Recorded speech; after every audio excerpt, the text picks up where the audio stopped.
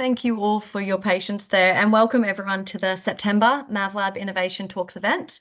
Tonight's event title is Building Home Strengthening Communities. We would like to begin by acknowledging the traditional owners of the lands that we're gathering on here tonight and meeting to have this beautiful conversation. I'm up in Preston, which is city of Darebin, so I'm right near you, Stevie, and this is the traditional lands of the Wurundjeri Woiwurrung peoples. And I'd like to offer my respects to owners past and present, and consider how they've been taking beautiful care of the lands and the waters here for millennia. So I invite you to offer your own respects in the chat if you would like. My name is Gemma. I use she, her pronouns, and I'm the MAVlab Innovation Program Manager here at the MAV. And I'm pleased to welcome you to this monthly Innovation Talk series where we're shining a spotlight on really awesome work, and there is a lot of it. We are spoiled for choice when we look around the state and beyond. Tonight's about housing, and I'm going to hand over to my colleague Bonnie, our MAVlab lead and innovator in residence, in just a second. But before I do, just a reminder, there'll be time at the end for a chat. So chuck your questions in the chat, be present, and have a good time. Bonnie, I'm going to hand over to you. Thank you very much. Hello, everybody. Welcome to this evening's talk, Building Homes and Strengthening Communities. What a pleasure to be joined by such an incredible group of advocates, community advocates working in council. The projects that we're going to see tonight are quite extraordinary. We all know that stable housing is such a critical component of healthy communities. It's more than just shelter. It's the foundation for individual and community well-being. When people have a safe and secure place to call home, they're healthier, more connected, and better able to participate in work and education and civic life. For communities, stable housing fosters social cohesion, supports economic resilience, and reduces pressure on social services, all of which are critical to the support that councils deliver into community. And in the face of a deepening housing crisis in Australia and indeed Victoria, innovative local solutions are more vital than ever. Councils in Victoria are incredibly active partners with the community housing sector and the state government, both in the advocacy for and delivery of social and affordable housing in their communities. And we're going to hear from a handful of incredible people talking about their work today. This is also an area that the MAV is quite active in. Recently, we partnered with the National Housing Task Force in collaboration with the City of Greater Dandenong on a range of projects focusing on how to address some of the concerns around housing crisis and the roles that councils might play in these challenges. One of these projects looked at opportunities for developing social license for increased density. We looked at a project around the use of AI and automation in the statutory planning process to help increase efficiency in the processes. We also looked at opportunities for reuse of underutilised council land and also the retrofitting of buildings, all of which will be showcased in the Housing Summit, which is part of the MAV annual conference, coming to us in just 2 weeks, just over 2 weeks, on the 9th of October. So if you don't have your tickets yet, we'll throw a link in the chat, and we invite you to join us for that. The projects that come to us tonight are all finalists in the MAVlab Innovation Awards. So we have a big awards ceremony happening on the 8th of October, so the night before the conference. And the 3 projects that we'll showcase tonight were all submitted as part of that program and will all be featured as case studies, and we'll wait to see who will be the crowned awardee in that process. But they are all incredible, and so we really wanted to try and showcase that work and share some of the things that we've learned through that process, and give them a chance to talk a bit more about these projects with all of you. So tonight we'll hear about 3 high-impact projects. The first is called Make Room from the City of Melbourne. This looks at the transformation of a heritage-listed council-owned building on Burke Street into 50 studio apartments for people experiencing chronic homelessness, and it's based on housing first principles. Kerry Hilton, Principal Project Lead from Homes Melbourne, and Orla Doyle, Senior Project Coordinator from Homes Melbourne, will be sharing some of the background and the process from this work and answering some questions towards the end of the program. We'll also hear about the Harbour, a social housing pilot from Darebin City Council. This project is piloting the long-term lease, 50 years of underutilised council-owned land to deliver social housing, with 5-star, Green Star and 7-star NABERS sustainability ratings and 39 dwellings. It's another incredible project that we can learn from. Stevie Meyer, Coordinator of Strategic Planning and City Futures at the City of Darebin, will be sharing that work. And then third, we'll hear from folks from the Mornington Peninsula Shire, their project Safe Haven. And this community-driven housing solution is focused on serving women and children at risk and explores the transformative potential of inclusive community-led solutions to homelessness and housing insecurity. So with over 80% of community support for this project, will create a safe haven for women and children and older women at risk in Rosebud on the peninsula. So Patrina Dodds-Buckley, Housing Project Manager, and Dawn Lowe, Community Engagement, both from Mornington Peninsula Shire, will be sharing that project.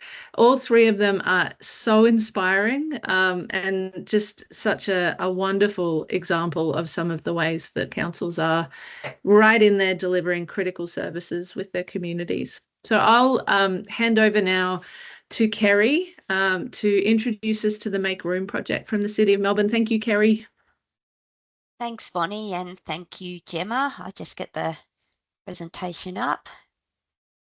Can you all see that? Is that working?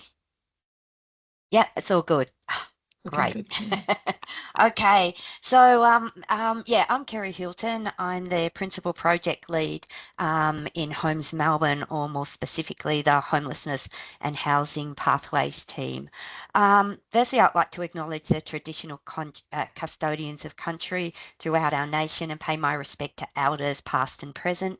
I acknowledge Aboriginal and Torres Strait Islander people's connection to land, sea and community, and respect their cultural, spiritual and educational practices.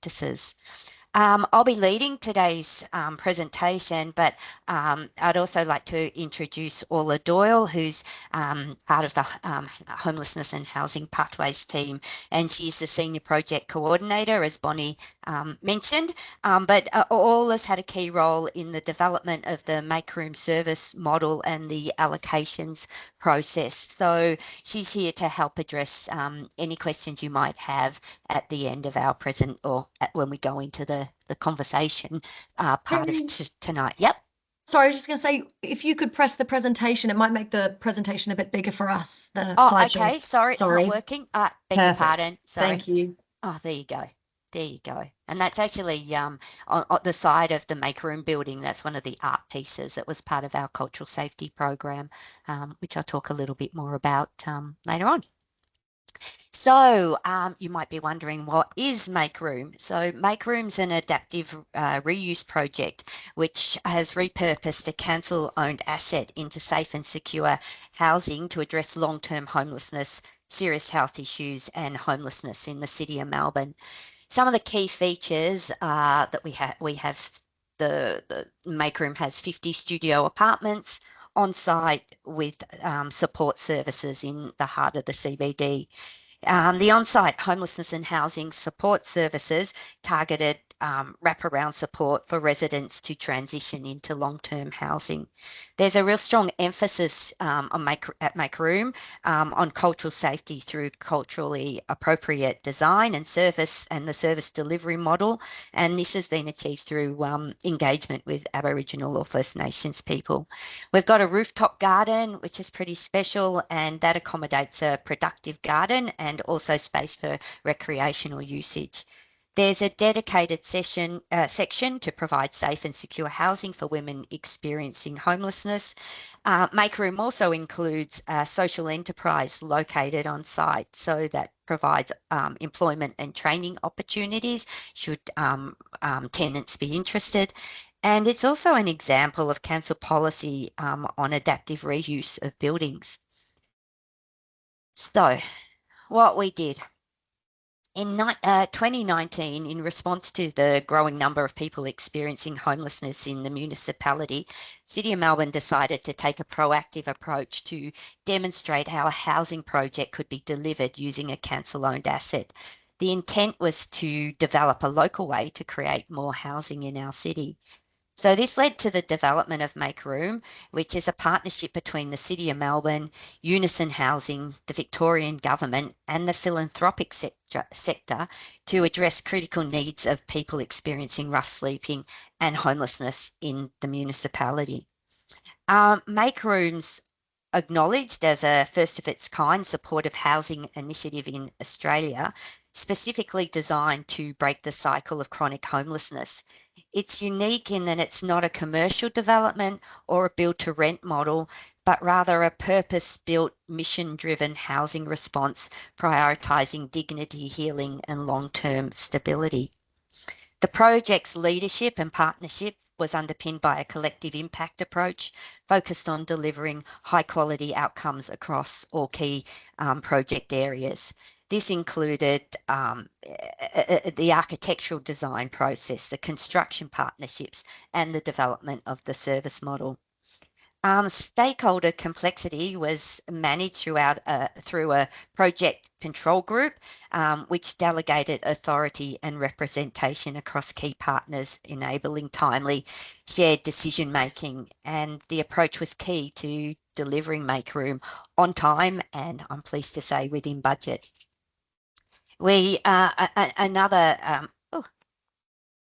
I think I've gone. Yeah, I'm okay. I'm on slide 5. Sorry. I jumped ahead. Another key feature, what we did was the detailed neighbourhood and community engagement plan that was delivered throughout the entire project. It was a detailed plan, and the first stage was at the announcement of the building development. The second stage was post-practical completion and pre-occupancy.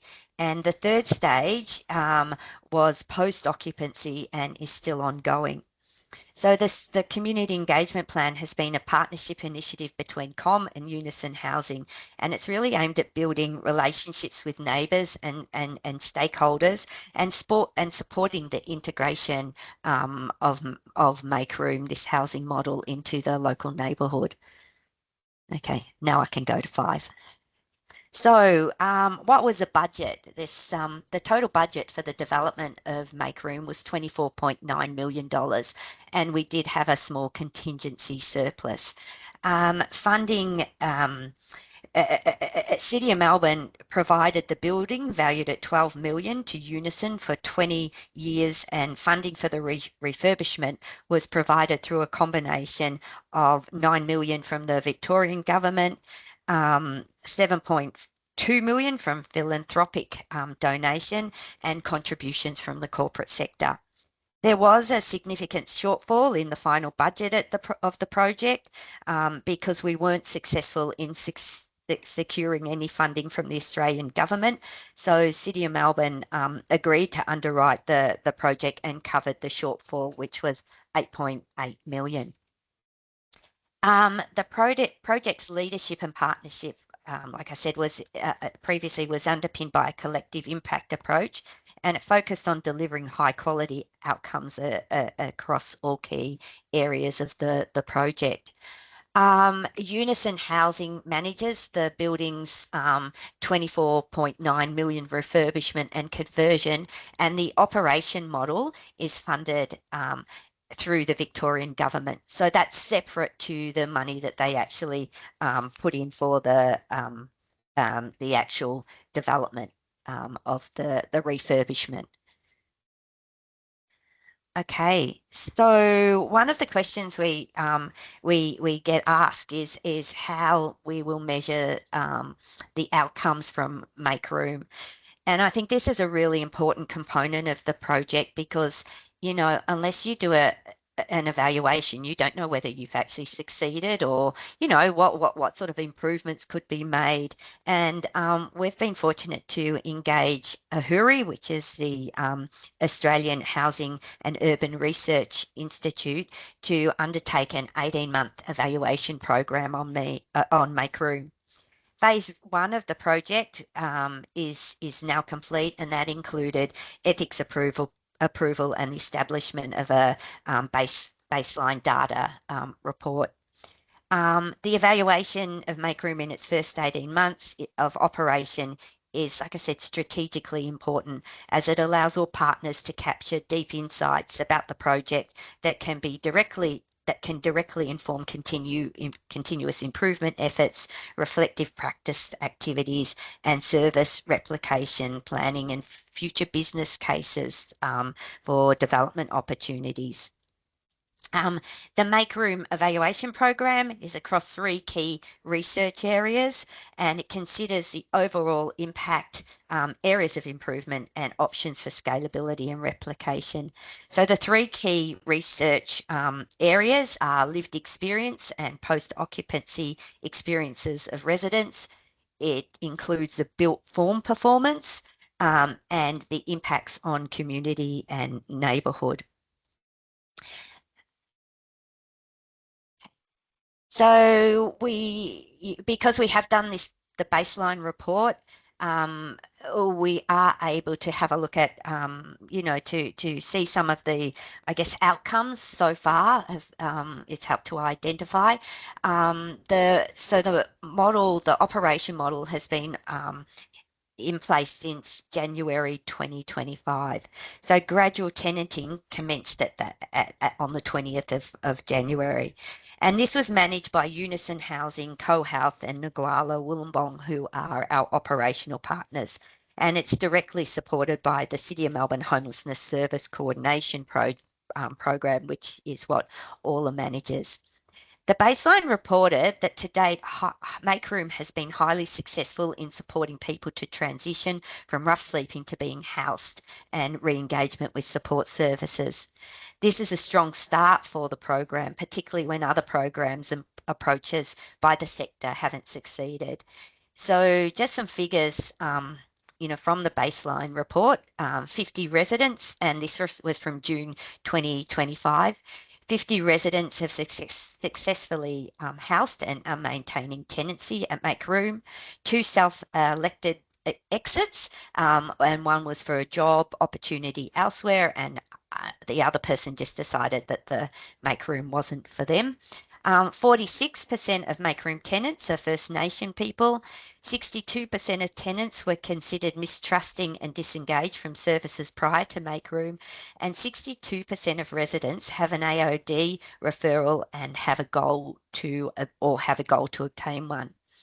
Just talking about, the 46% of Make Room tenants being First Nations people, we actually had a KPI of a 10% allocation, which was in line with the Victorian Aboriginal Housing and Homelessness Framework, which and we've exceeded that, so 40% of Make Room tenants are First Nations people, and that is reflective of the overrepresentation of First Nation people in the homelessness population.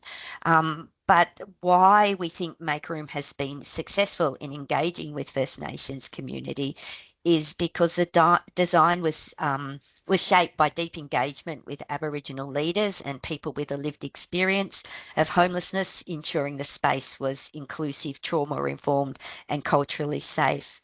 And also, I think community trust in the project has been enabled by Ngualla Wollongong, who's one of the operational partners, and the success of a highly flexible and personal allocation process occurring at Make Room. So the other question we often get asked is this project, is this model replicable? And the answer, we believe, is yes. The project is highly replicable, and it was intentionally designed to be a scalable model that could benefit communities across Australia. It's an adaptive reuse initiative. It's transformed a council-owned asset into supportive housing for people experiencing chronic homelessness. And while it meets immediate acute housing needs, it also serves as a pilot for COM's adaptive reuse guidelines, demonstrating how existing infrastructure owned by councils can be reimagined to deliver long-term social impacts. So why is it replicable? The project aligns with policy and planning frameworks, making it an example for future adaptive reuse initiatives. It shows how local government assets can be leveraged to address complex social challenges. There's been a proactive risk management program. So that's included early contractor involvement, which has enabled engagement with contractors, allowing potential risks such as latent building conditions to be identified and resolved before construction commence. And there was also a comprehensive risk matrix, which was maintained across all phases, covering financial, construction, planning and operational risks. Community engagement has been a big part of Make Room, and that was, the reason we delivered such a comprehensive community engagement program was basically to mitigate neighbourhood risks. So a key risk, neighbourhood objections and misconceptions about homelessness, was proactively addressed through ongoing community engagement at all stages of the project. And this included transparent communication, education and consultation, which helped build trust and foster local support. We've had a diverse and replicable funding model. So the $24.9 million project was delivered on budget with a small contingency surplus. I've mentioned before what the funding sources included: $9 million from Victorian Government, council building and underwriting, $473K from the City of Melbourne's Urban Forest Fund, $7.2 million from philanthropic donations, and in-kind support from organisations like Bunnings, which included discounted joinery. So the multi-source funding approach demonstrates, we think, how public, private and philanthropic sectors can collaborate effectively to address some of our housing challenges. The project was also delivered on time and within budget. It delivered under a fixed lump sum design and construct contract, and the scope included construction, commercial fit out, furniture, $500K in headwork upgrades. And this ensured cost certainty and accountability, which is key for replication. And finally, financial and operational sustainability. Well, there was City of Melbourne gave Unison a 20-year peppercorn lease on Make Room, which supports long-term viability with rental income retained for operations. The Victorian Government also subsidised the co-located health and wellbeing services that are provided by CoHealth and Nguala. So that's reinforcing the project's sustainability and wraparound support model. So Make Room, basically we believe it demonstrates how adaptive reuse, strategic partnerships and community engagement and robust planning can deliver scalable, sustainable housing solutions. It's a model that can be replicated by councils and communities across Australia to address homelessness with dignity, efficiency and long-term impact. So look, I've been working on Make Room for the past, I've been in the homelessness sector for the past 8 or 9 years. And like I said, I've had the privilege of working on Make Room from its inception to, now as a completed operational model. And it's a real honour to be able to say that, or to have that opportunity to actually deliver a housing project that is, contributing to change. So if you have any questions and you want to get in contact, I've put our contact details on this slide, and please do so. Hopefully I'm in the time, Gemma. Thanks so much, Kerry. That was an incredible presentation for a truly amazing project. The impact that's delivering in community is extraordinary. I'm conscious of time, and I know we've got 2 other incredible projects to get through. So what I'm going to ask is if people can take any questions they might have for Kerry and Orla and pop them in the chat, and I'll start to collate those so that we can get a few questions in at the end. And if we don't get to all of the questions in this session, we can share responses after the fact. The next session, the next project that we're going to hear from is the Harbour, which is a social housing project delivered by Darebin City Council.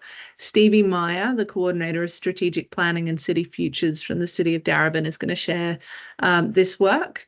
It's a project piloting the long-term lease of underutilised council-owned land to deliver social housing. Stevie, do you want to pull up your presentation and take it away? Thank you so much, Bonnie, and thank you for having me. Just bear with me, I'll pull up the presentation.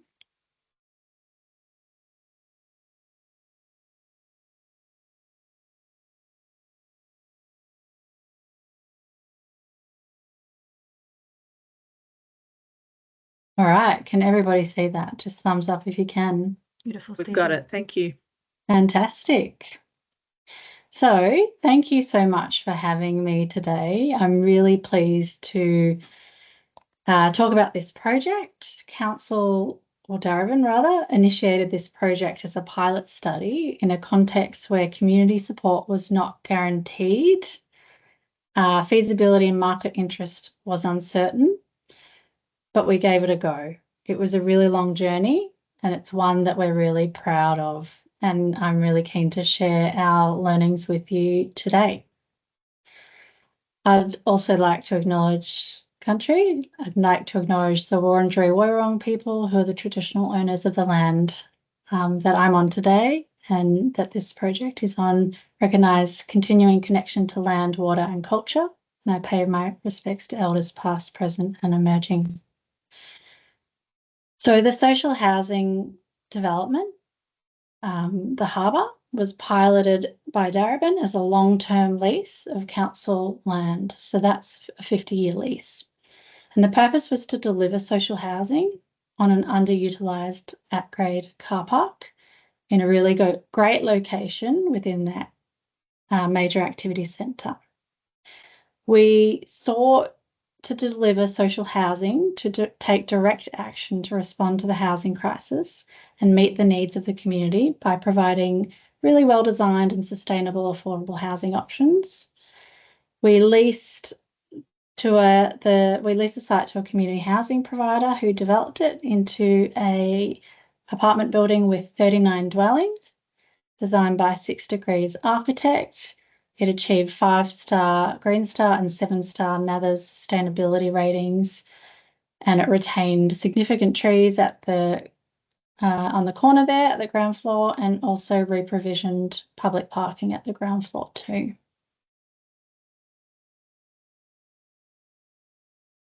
So how did it start? Way back in 2016, Council resolved to undertake a pilot project to pursue social and affordable housing on council land to test feasibility. So we identified this as a suitable site. We also had the opportunity in 2017 through the Lord Mayor's Charitable Foundation, who awarded us a $1 million construction funding for the purposes of building this development on council land, and we partnered with them through a MOU. The purpose was to address significant and growing need for affordable housing in Darebin. So in Darebin, we had a need for over 7,000 affordable housing dwellings, and this gap is only projected to increase in 2036 to 11,000 dwellings. So our objective is to use council land to directly respond to the housing crisis, to improve the well-being of our community, particularly those on really low incomes. So it was a very long process. I'll give you the highlights. It took approximately 5 years from when it really kicked off in 2018 through to construction. The main phases included feasibility testing. So, as I mentioned, there were a few site constraints with some significant trees. We had car parking that could be reprovisioned, and we had drainage and carriageway easements on the site too, along with overlooking issues to the north. This required very early feasibility tests, along with further tests throughout the EOI process. We also undertook consultation with the community in 2018 to understand the community views ahead of the council's decision to lease the site, and I'll talk to this in the next slide in more detail. We undertook an expression of interest process to test the market, followed by more detailed requests for proposals, stages 1 and 2.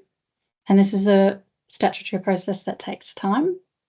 We also included council criteria to retain the ground floor car parking, along with high ESD standards and significant trees throughout that process.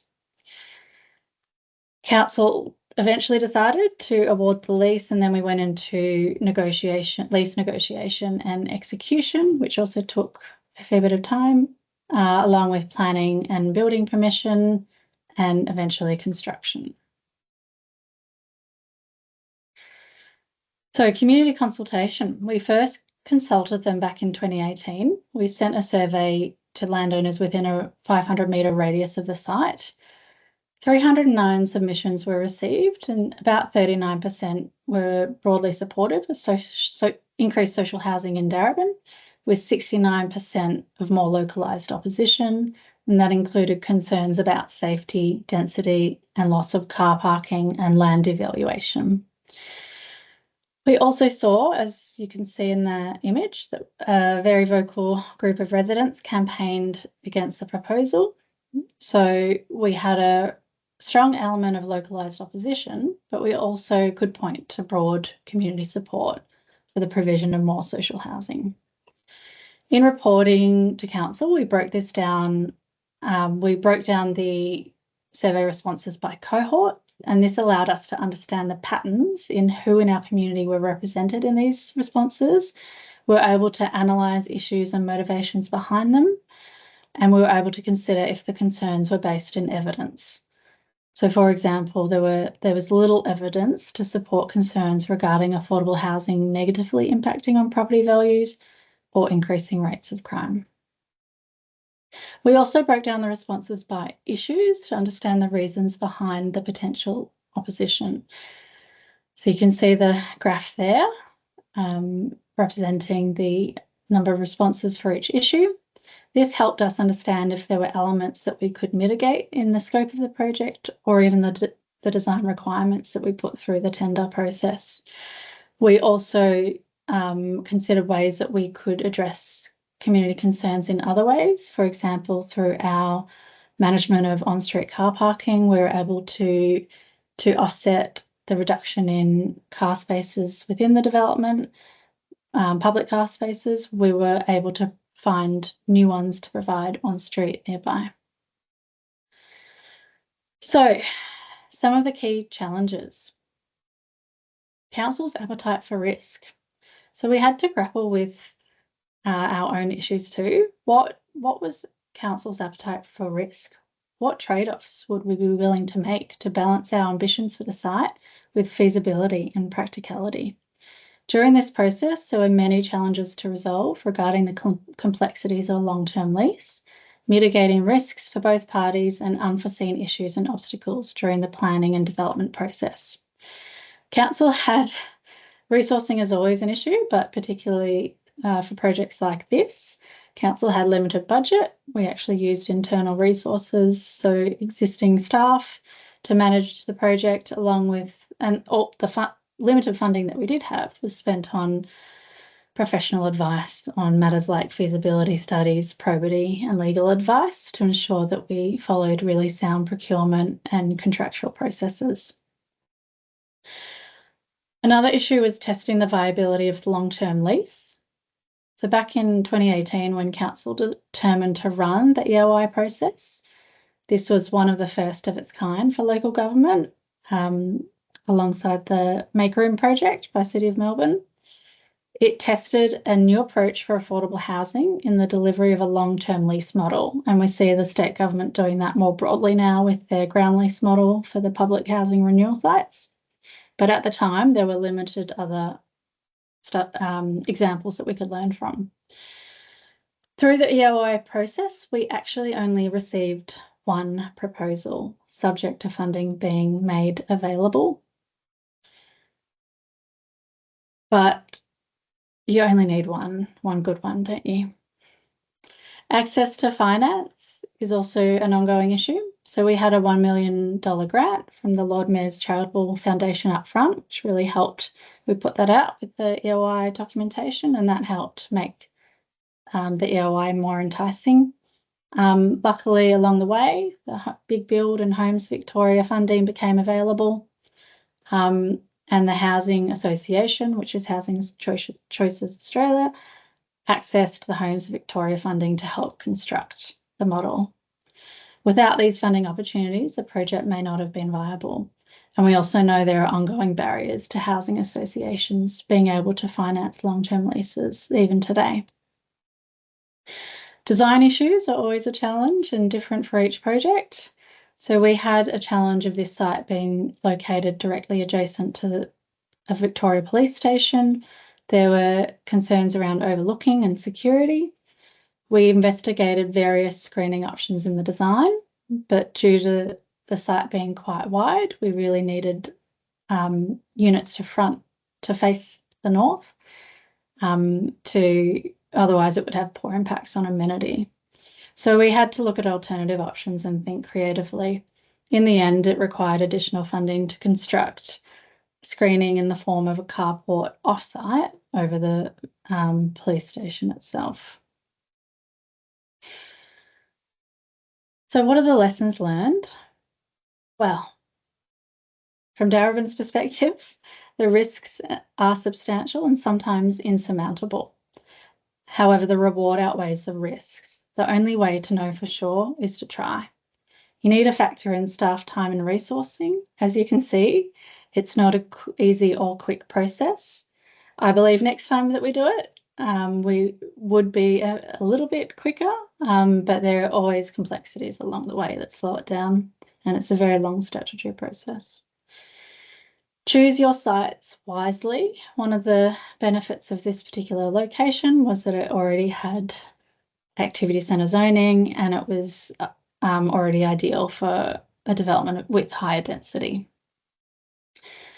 Also, collaboration is key. Council, in partnering with not-for-profit through Lord Mayor's Charitable Foundation, the Housing Association through the lease of the site, and state government through the Big Build funding, and Homes Victoria will provide a greater chance of project success.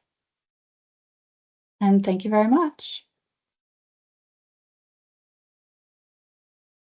Thank you so much, Stevie. What an incredible project. It's a beautiful building as well. Sure is. Next up, we're going to move straight along. And next up, we're going to hear another alternative model from Patrina Dodds-Buckley, Housing Project Manager, and Dawn Lowe, Community Engagement, both from Mornington, Peninsula, Shire.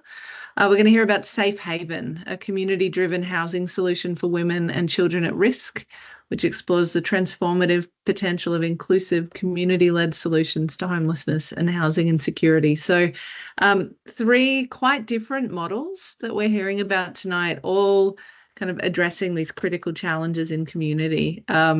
Patrina and Dawn, I will hand off to you to share some more about your incredible project.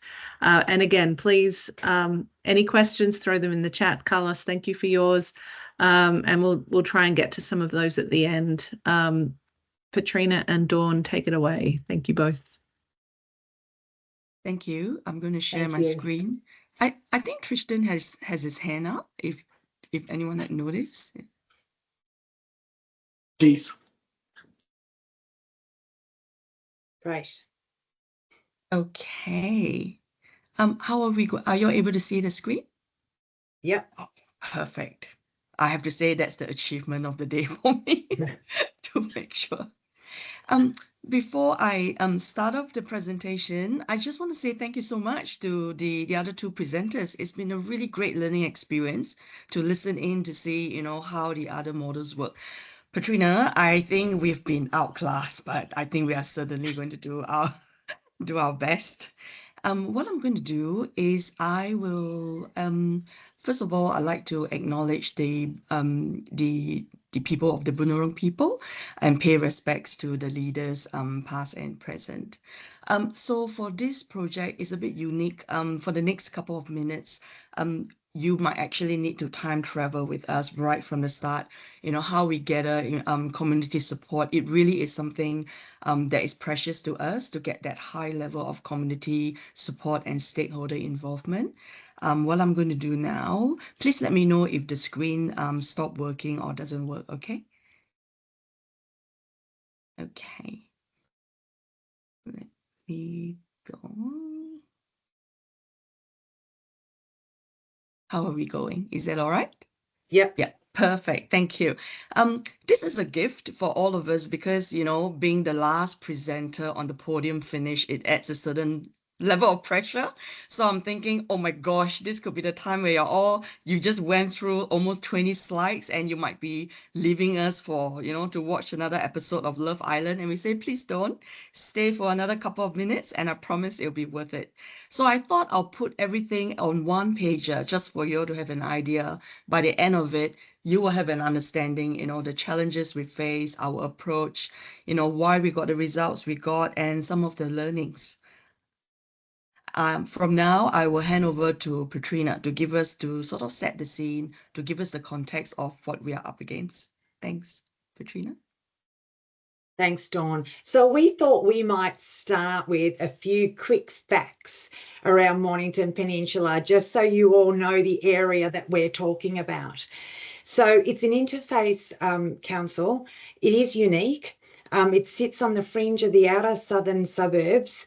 So you'd be familiar with Mount Eliza and Mornington, hopefully more so Rosebud, Dramana, and then further south, Portsea and Sorrento. There's over 190 kilometres of coast, not just along Port Phillip Bay, but also Western Port. We have Hastings over there and Bass Strait as well. Also unique is that 70% of the Shire is rural or green wedge, which limits our capacity to develop housing. 30% of the land is made up of 40 townships and villages. And our beautiful Shire is also a national hotspot for short stay tourism rentals. So we have over 5,000 properties for rent, which presents a further challenge of balancing our tourism with the need for community housing. So I'll go on to our homeless story and very quickly, whilst the peninsula is known for its coastal villages, as I've just described to you, and our sandy beaches, in reality, there is another side and a very, very sad side. In the past year alone, over 900 people have experienced homelessness in our community. The population most in need of housing includes women aged 30 to 39 who also suffer the highest rates of abuse. Most of our homeless and rough sleepers are literally sleeping on the foreshores, in sand dunes and cars. We're not proud of this, but we have the highest proportion of rough sleepers of all councils on the Functional Zero program, even higher than Melbourne CBD. And our women sleeping rough is also higher than CBD and the highest on the Functional Zero by Name List program. Crisis and transitional accommodation is our greatest unmet need. We don't get any government funding for assertive outreach. We don't get any government funding for crisis and transitional accommodation. We're lucky that what we do have is supported by private funders, but given our stats, it's woeful that we don't get any funding from state government for our homelessness and rough sleeping. So with that in mind, this is the project that we'll talk about. So as we didn't have any other alternatives, we have activated housing ourselves. Through an extensive EOI process, we offered 4 parcels of land for a ground lease. The lease is 50 years. Housing is for women and children impacted by family violence and women over the age of 55 at risk of homelessness. Up to 22 dwellings. We're also restricted by zoning, so we can only have 2 to 3 levels maximum, and that 3rd level has only recently come in, so we're really mindful of that with regards to this project, or we didn't want to push it too much with our community. So essentially the housing is single, and we've got, for women and children, we've got it 2-storey. We're partnering with Housing Choices Australia, and Good Shepherd will provide our wraparound support. So our approach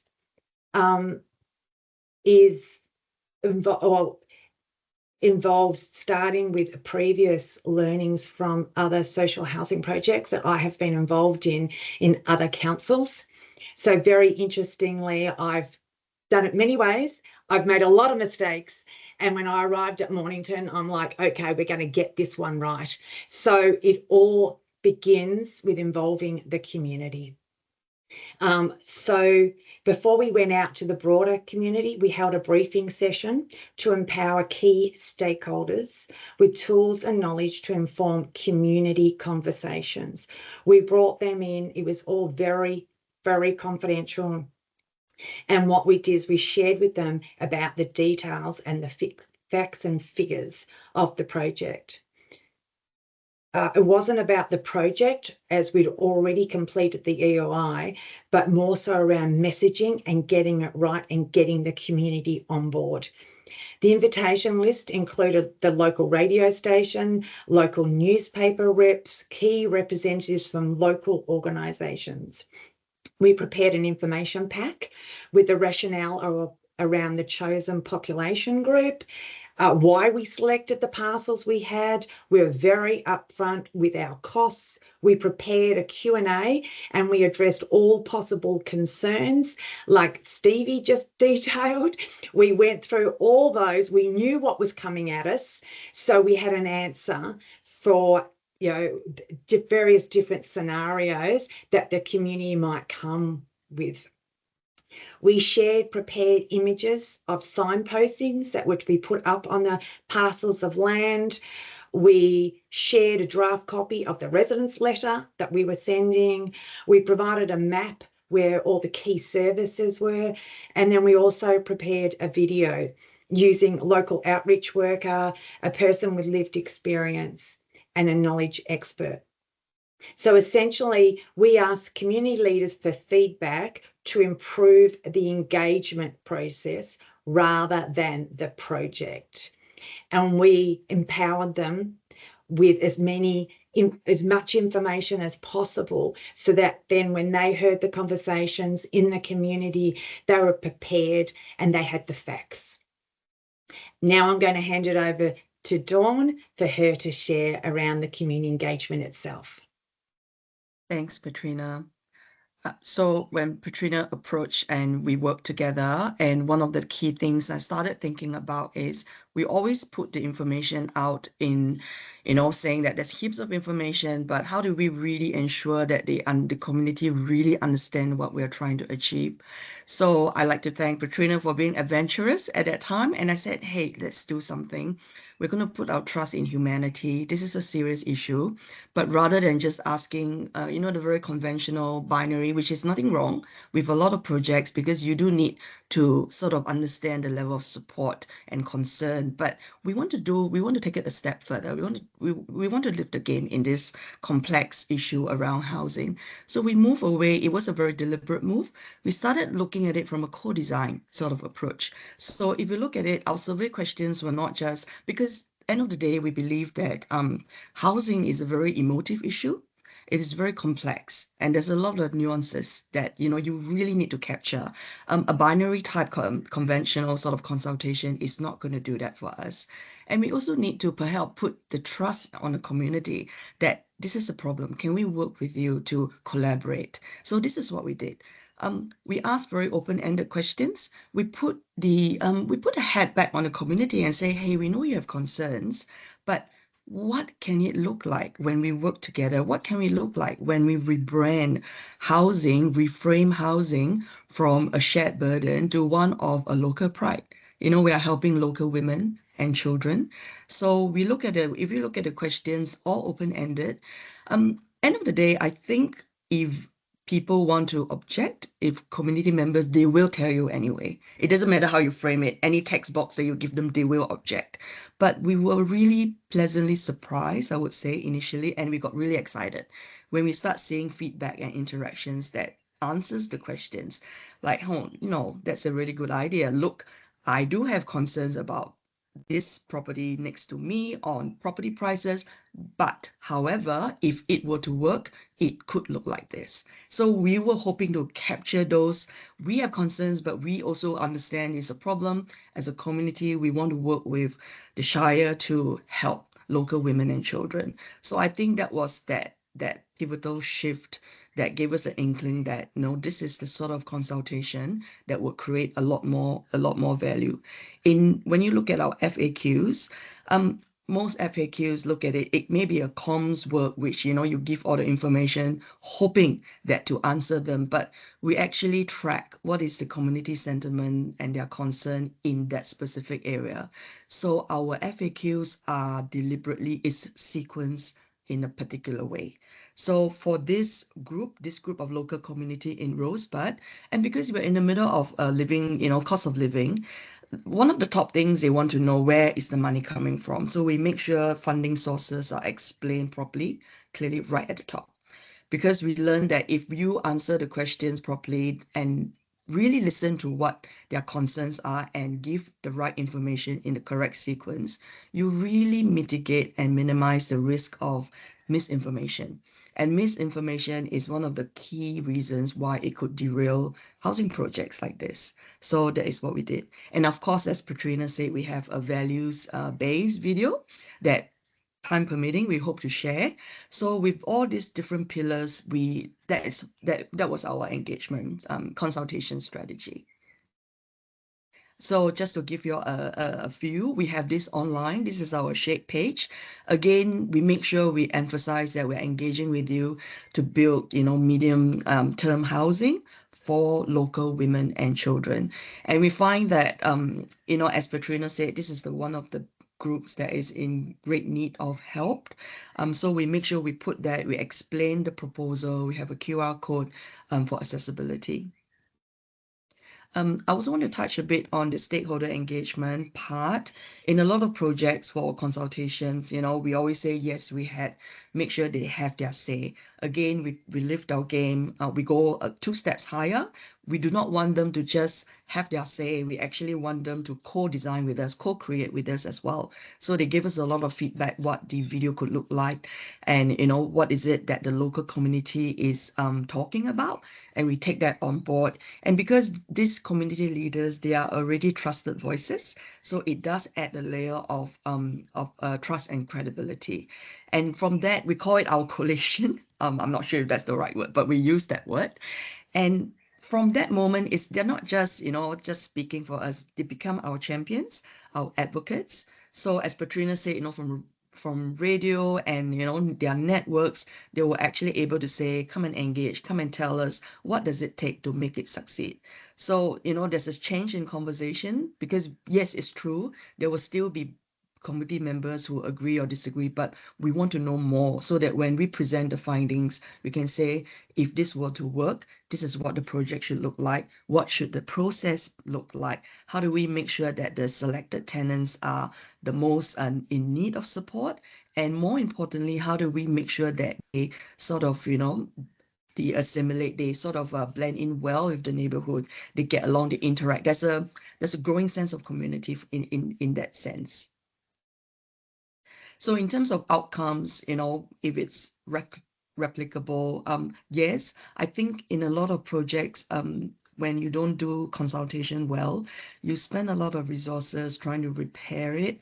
You spend a lot of resources and time trying to, make up for that part, because I think when there's too much community concern, it does have a very big impact. So in our case, the result of the way we choose to consult, we and this is one, and Patrina and I, because I'm a bit more, we count again. We actually have over 84%. So I'm not sure if it's too late, but in our submission, we put, over 80% is actually more than 84%. In terms of social media views, comms, over 6,000 sort of views across different platforms. And there's really a high volume of positive reactions and thoughtful comments, and that tells us that they really take on board how we're trying to engage with them, what we're asking them to give us the feedback. And of course, there is significant stakeholder buy-in as well. I believe that this really mitigate, that the usual, what we call barriers, which are misinformation, the NIMBYism. So I just want to point out again that every community is a bit unique. So when we try to mitigate this, you really need to understand what are their concerns and make sure they're at the forefront when you engage with them. I would like to just point out that, which not many practitioners at the moment, but I think it needs to highlight, because we know for sure that when we have civic participation, it does lead to community well-being. Because they feel like they are now not just being told what is going to happen, they are now being asked to co-create.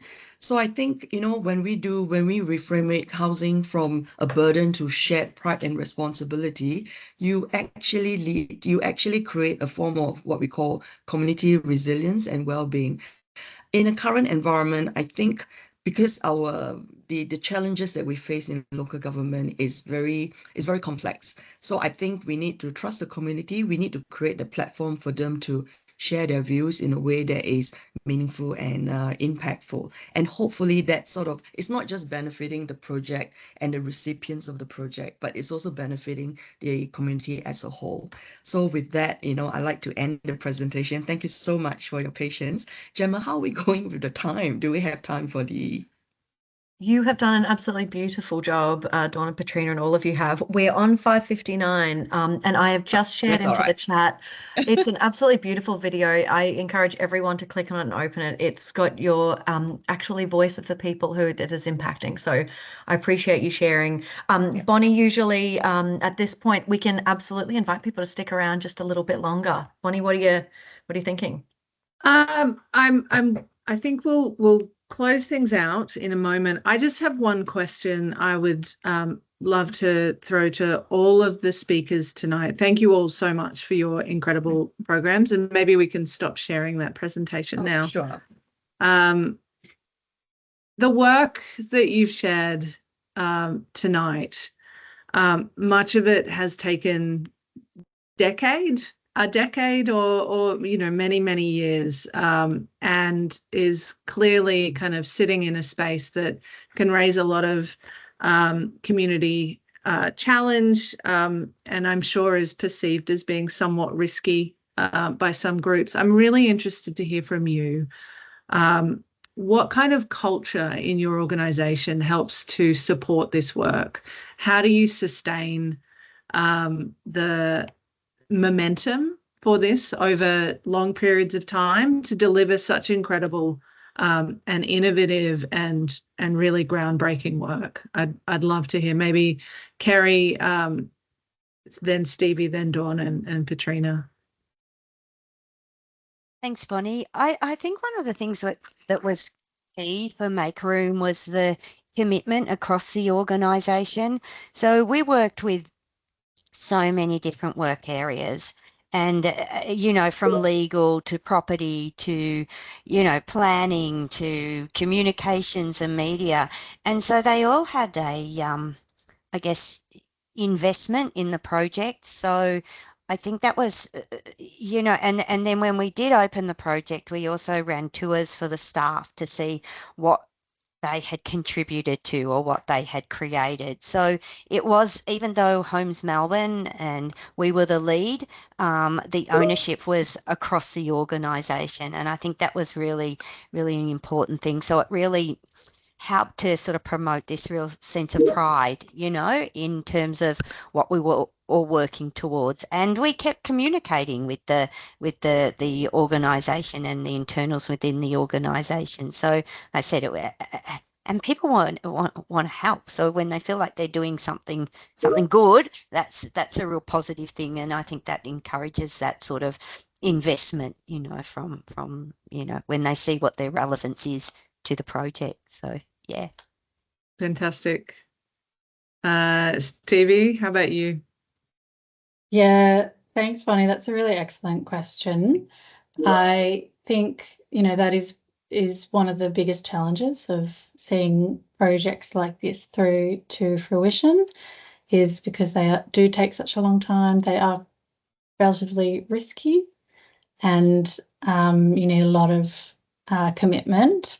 So I think the best things to focus on if you want to achieve something like this is you need to get buy-in from across the organisation, all the way up, you know, from different teams. So obviously involved at different parts of the project. So my team is strategic planning. We were actually involved from the get-go, but we eventually handed over to the property team to execute the lease, and also the statutory planning team.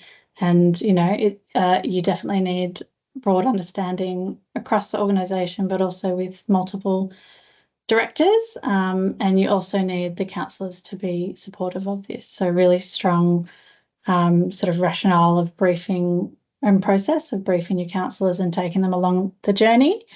Really, you need clear engagement with your community to understand the levels of support and get a form of mandate from the community to proceed with the project. I think that's really important longer term. And you also need managers to allow time and resources to be spent on projects like this, whether it's more formally through the creation of new positions or delay to other projects within teams so that they can focus on this instead, because it is a long process. And one last thing, I would say you really need passionate people to work on these projects. We had a wonderful strategic planner who's now at City of Melbourne, who really took this project through to the end. Her name's Sophie Jordan. Big shout out for her. Yeah, thank you. She's very proud. Yeah. She talks about the project all the time. Yeah. Great. Yeah, that's awesome. And Dawn and Petrina, how about you? Do you want me to jump in, Dawn? So I know sure. myself, it's about pretty much what everybody else has covered, but it's really about commitment from the top, the councillors, the CEO, senior executives, keeping them informed all the time, keeping it on their agenda. So making sure we have reports going up on a regular basis with the progress of the project. It's about visuals in our case too.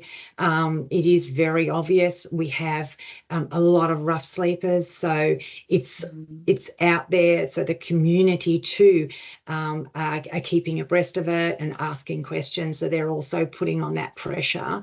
It's also galvanising the stakeholder community key leaders. So, you know, once we had got them on board, they were our community champions. So they're out there all the time working it for us. So it's the council and the community. It's a collective voice. And I think that's been very strong for us as well.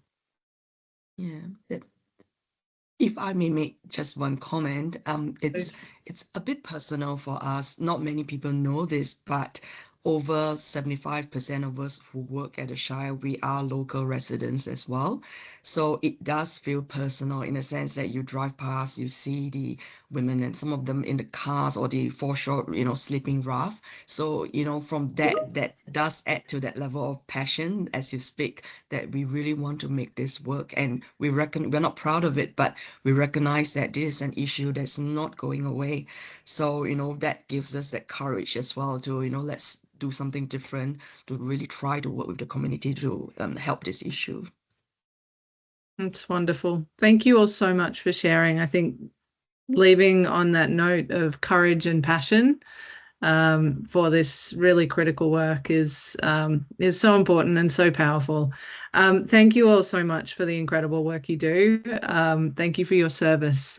And thank you to everyone for joining us tonight.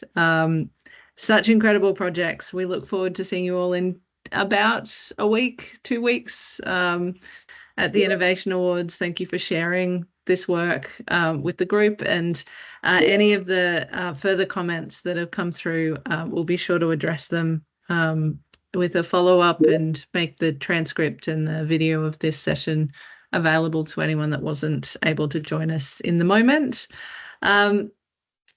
Wonderful, inspiring work that is going to have such lasting impact in the communities that you work in. So again, thank you all tonight for joining us, and wishing you all the best for your week ahead. Have a great night, everyone. Thank you. Thank you. Thanks, Cheers. everyone. Bye. Bye. Thank you so much.